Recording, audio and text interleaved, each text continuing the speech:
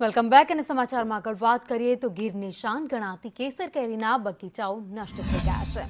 Global વોર્મિંગની અસરને કારણે આવક કરતા ખર્ચ વધી જતા કેસર કેરીના ખેડૂતો કરજદાર થઈ ગયા છે। આંબાના વૃક્ષો તાલાલા ગીરના સુરવા, ધાવા, હડમતિયા, વાડલા સહિતના ગામોમાં પણ કપાઈ રહ્યા છે। કમોસમી વરસાદના મારથી કેરી પકવતા બાગાયતી ધરતીપુત્રોના માથે આભ ફાટ્યું છે। ખેડૂતો દિવસે ને દિવસે દેવાદાર બની રહ્યા છે। કેસર કેરીના બાગાયતી પાકોને પાક વીમા હેઠળ આવરી લેવા છેલ્લા એક દાયકાથી ખેડૂતો સરકાર સમક્ષ માંગ કરી રહ્યા છે। જો કે આ દિશામાં નક્કર કાર્યવાહી થતી નથી। જગતનો તાત મગ, અડદ, ઘઉં, બાજરી અને મગફળી જેવા રોકડિયા પાક તરફ વળ્યા છે। ગીરની શાન ગણાતી કેસર કેરીમાં દિન પ્રતિદિન ઉત્પાદનમાં ઘટાડો થઈ રહ્યો છે અને જેના કારણે બગાયતી ખેડૂતો કફોડી હાલતમાં મુકાયા છે। ગંભીર બાબત તો એ છે કે હવે જે બગાયતી ખેડૂતો છે તેના આંબાના બગીચાઓ નષ્ટ કરી રહ્યા છે।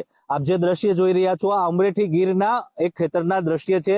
જે ખેડૂતોએ આજે 50 વર્ષ જૂના આંબાના જે ઝાડો છે તેને આજે કટિંગ કરી રહ્યા છે। કાનાભાઈ, શા માટે આપને આંબાના બગીચા કાપવાની ફરજ પડે છે? જો આપણે બગીચા તો શા માટે કાપવાની જરૂર પડે તો હું પણ બહુ આમ અંતરથી કહેવું પડે કે કાપવા જ પડે એમ છે। 5-5 વર્ષથી અમે બેઠા, 5-5 વર્ષથી અમારે કોઈ ઉત્પાદન તો નથી જ। આ વર્ષે અમને કેરી ખાવા માટે પણ મળી નથી એમ। અમે દવા દારૂ આની મહેનત તો કરવી જ પડે અને આને અમે 40-40, 50-50 વર્ષના કર્યા ને એ તો એ ખેડૂતના દીકરાને જ ખ્યાલ હોય। સરકારને થોડુંક પણ આમાં ધ્યાન દેવું જોઈએ। તાલાળા તાલુકામાં આખાઈમાં બાગાયત છે 80%। કાપવાનું કારણ તો મેન થઈ છે કે 2-5 વર્ષથી આમાં કોઈ જાતનું ઉત્પાદન નથી। 50 વર્ષના આંબા થઈ ગયા છે, એને પોતાના દીકરાને જેમ ઉજેર્યા હોય અને એમાંથી જો આપણે કાંઈ ઉત્પાદન ન મળે એને જ આખું વર્ષ રાહ જોઈને બેઠા હોય ને એમાંથી જો ખાવાના રોટલા પણ ન નીકળે તો છેલ્લે પછી ખેડૂતો શું કરવાનું રહે? એ જ કાપવું પડે છે। કાપવાની તો સમયે પણ ખેડૂતો ધ્રુજારી આવતી હોય છે। આંબાના ખેડૂતોને બહુ નુકસાન કરવું પડે છે। છેલ્લા 4-5 વર્ષથી પાછળથી માવઠાના હિસાબે નુકસાન અને કેરી પણ નથી આવતી અને એવડા ખર્ચા અત્યારે દવા દારૂ આ બધા એવડા ખર્ચા થાય છે કે એની વાત પૂછોમાં।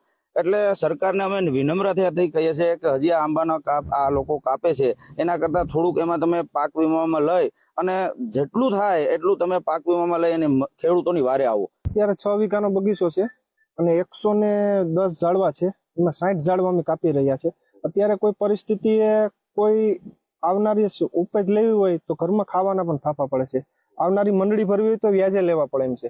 એટલે આ બગીચો કાપ્યા સિવાય કોઈ નિર્ણય જ નથી। આમાં બીજો પાક લઈ અને 3-4 મહિને મોસમ બદલે એટલે લઈ ગયા, કારણ કે આ કુદરતી આફત છે અને આ બાગાયતી પાક વીમામાં પણ નથી, એટલે કોઈ સરકાર કે કોઈ આમાં કોઈ ધ્યાન દોરે એમ નથી। આજે 50-50 વર્ષના દીકરાની જેમ ઉછેરીને મોટા કરેલા હતા તે આંબાઓને આજે કઠણ હૃદયે ખેડૂતોને કાપવાની ફરજ પડી રહી છે। ત્યારે સરકારને પણ વિનંતી કરી રહ્યા છે કે ખેડૂતોની વહારે આવે, જે બગાયત છે કેસર કેરીનો પાક છે તેને પાક વીમામાં આવરી લે અને ખેડૂતોની વહારે આવે તેવી વિનંતી પણ કરી રહ્યા છે।